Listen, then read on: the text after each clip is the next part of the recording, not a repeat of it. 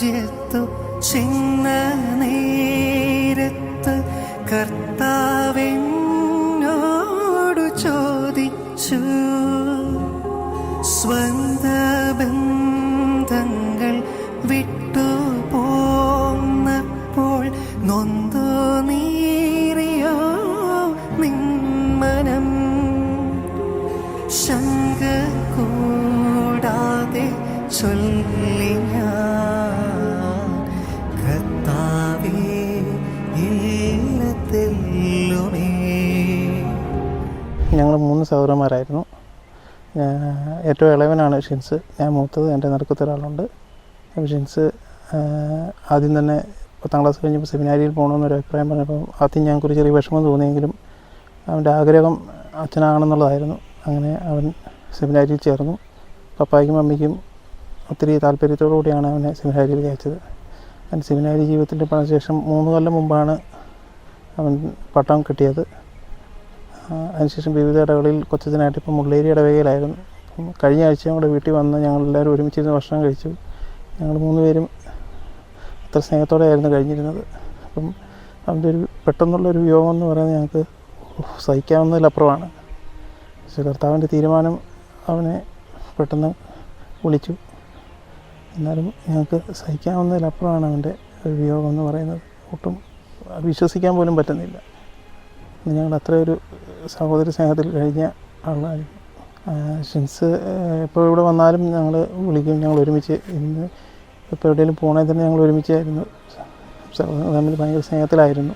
പക്ഷേ ഗുണമെന്ന് പറഞ്ഞാൽ അവനിപ്പം അങ്ങനെ ആരെ എവിടെ വെച്ച് കണ്ടാലും അവൻ വർത്തമാനം പറയും. ഒരാളെ പോലും അവന് ഒത്തിരി സുഹൃത്തുക്കളുണ്ട്. ഇപ്പം പറയുന്നവരെല്ലാം അവൻ്റെ സുഹൃത്തുക്കളാണ്. അപ്പോൾ ആ ഒരു മെച്ചം, കാരണം ഇവിടെ നിന്നിപ്പം അവൻ പഴയ ഇടവകളിൽ ഇരുന്ന് ഇപ്പോൾ ഇവിടുന്ന് കസോടയ്ക്ക് പോകാൻ തന്നെ ചെമ്പന്തൊട്ടിയിൽ അവൻ അറിയുന്ന 2-3 വീടുകളിൽ കയറി അവരെ സന്ദർശിച്ചിട്ടാണ് അവൻ പോയിക്കൊണ്ടിരുന്നത്. അതവൻ്റെ ഒരു വലിയൊരു ഗുണമായിരുന്നു. എല്ലാവരെയും ഒരേപോലെ കാണും. പള്ളിയിൽ അൽത്താരപാലനൊക്കെ ആയിരുന്നു. പിന്നെ ഇടയ്ക്ക് ഞായറാഴ്ചകളൊക്കെ വേദോടം കഴിഞ്ഞ് വന്ന് അച്ഛൻ ഷിൻസ് കുർബാനയൊക്കെ ചെല്ലുമായിരുന്നു. ഇങ്ങനെ കുർബാന പുസ്തകത്തിൽ നോക്കി അതൊക്കെ പാട്ടൊക്കെ പാടുമായിരുന്നു. അപ്പോൾ അന്ന് പോലെ ഞങ്ങളിങ്ങനെ പറയുമായിരുന്നു, സെമിനാരി പോകും അച്ഛനാകും എന്നൊക്കെ. അതെ, പപ്പ മരിക്കുന്നത് ഷിൻസിൻ്റെ 1 കൊല്ലം മുമ്പാണ്. പപ്പ മരിച്ച് പെട്ടെന്ന് പപ്പായ്ക്ക് ഏറ്റവും വലിയൊരു ആഗ്രഹമായിരുന്നു മരിക്കുന്നതിന് മുമ്പ് ഷിൻസിൻ്റെ പട്ടം കൂടണം എന്നുള്ളത്. അത് പപ്പായ്ക്ക് സാധിക്കാതെ പോയത് ഞങ്ങൾക്കും വിഷമമായി, മമ്മിക്ക് അതിലേറെ വിഷമമായി. ഇപ്പോൾ ഷിൻസിന് ഭയങ്കര വിഷമമായിരുന്നു. കാരണം ഷിൻസിൻ്റെ എല്ലാ പരിപാടികൾക്കും വടവാതൂരായാലും ആലുവയിലായാലും പപ്പ ഇവിടുന്ന് പോയിട്ടുണ്ട് വയ്യാതിരുന്നിട്ടും. പപ്പയുടെ അത് ശരിക്കും പറഞ്ഞാൽ പപ്പ സുഖമില്ലാതെ കുറച്ച് നാൾ കിടന്നായിരുന്നു. പക്ഷെ പെട്ടെന്നുള്ളൊരു മരണമായിരുന്നു. അത് ഷിൻസിന് ഒട്ടും സഹിക്കാൻ പറ്റുന്നതല്ലായിരുന്നു. പപ്പയുടെ മമ്മിയുടെ ഏറ്റവും കൂടുതൽ സ്നേഹം അവന് തന്നെയാണ് കിട്ടിയത്. ഞങ്ങൾക്ക് സന്തോഷമേ ഉള്ളൂ. ഞങ്ങളും അതുപോലെ തന്നെ ആയിരുന്നു. വല്യപ്പൻ്റെ അപ്പൻ്റെ പേര് മാത്യു എന്നായിരുന്നു. പിന്നെ അതുകൊണ്ട് അങ്ങനെ ഒരു ഇതിൽ അവന് മാത്യു എന്നറിയാനായിരുന്നു ഏറ്റവും കൂടുതൽ ഇഷ്ടം. അവൻ മരിക്കുന്ന കുറച്ച് സമയം മുമ്പ് ഏകദേശം ഉച്ച സമയത്ത് മമ്മിയെ വിളിച്ചിട്ടുണ്ടായിരുന്നു. മമ്മിയെ വിളിച്ച് സംസാരിക്കുകയൊക്കെ ചെയ്തതാണ്. അപ്പം മമ്മി അറിഞ്ഞു കഴിഞ്ഞാൽ മമ്മിക്കും പെട്ടെന്ന് ഉൾക്കൊള്ളാനാകുന്നില്ലായിരുന്നു. മമ്മി ഇതുവരെ ഉൾക്കൊണ്ടിട്ടില്ല അതിൽ നിന്ന്. കാരണം ഉച്ചയ്ക്ക് വിളിച്ച് വെച്ചതാണ്, വിശേഷമൊക്കെ അറിഞ്ഞതാണ്, ചോദിച്ചു പറഞ്ഞതാണ്. വൈദികനാകാൻ വേണ്ടിയും വൈദികനായി കഴിഞ്ഞിട്ടും ഒത്തിരി അമ്മ പ്രാർത്ഥിച്ചിട്ടുണ്ട്. അഭിമാനമായിരുന്നു. ഞങ്ങളിപ്പോൾ എവിടെ ചെന്നാലും, ഇപ്പോൾ ഒരു പള്ളിയിൽ ചെന്നാലും ഷിൻസച്ചൻ്റെ ചേട്ടനാണ് അല്ലെങ്കിൽ ഷിൻസച്ചൻ്റെ അനിയനാണ് എന്ന് പറയുന്നത് ഞങ്ങൾക്കൊരു വലിയ അഭിമാനമായിരുന്നു. ഇനിയിപ്പം ഞങ്ങൾ എന്ത് ചെയ്യുമെന്ന് അറിയത്തില്ല.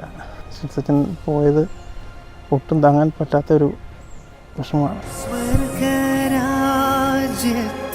ചിന്ന നേരത്ത് കർത്താവെന്നോടു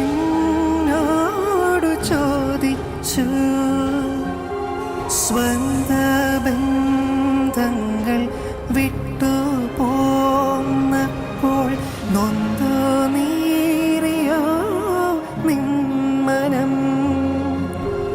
ശങ്ക കൂടാതെ ചൊല്ലി ഞാൻ, കർത്താവേ ഇല്ലത്തെല്ലുമേ.